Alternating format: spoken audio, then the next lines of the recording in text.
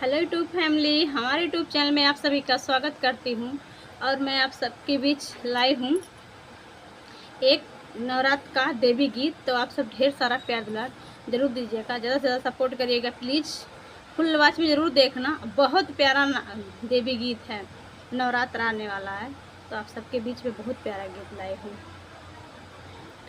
चारों कोठरिया धियारी हो या धियारी हो, दियवा कौने कौने बारी। चारों कोठरिया दियारी हो धियारी हो, दियवा कौने कौने बारी।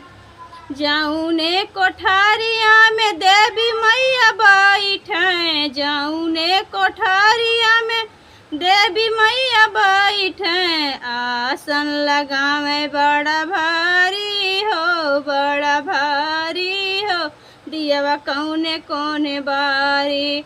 आसन लगावे बड़ा भारी हो, बड़ा भारी हो, दियवा कौने कौने बारी।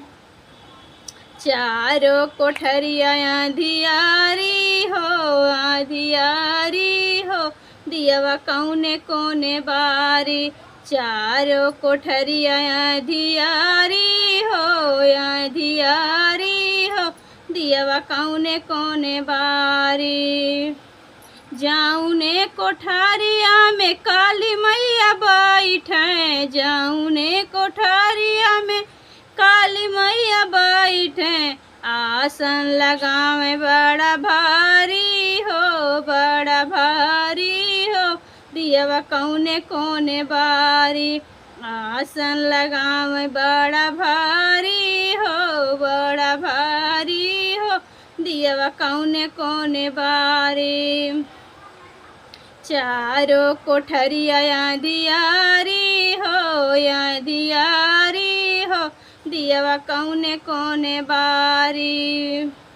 जाऊने कोठारिया में दुर्गा मैया बैठे, जाऊने कोठारिया में दुर्गा मैया बैठे। आसन लगावे बड़ा भारी हो, बड़ा भारी हो, दियवा कौने कौने बारी।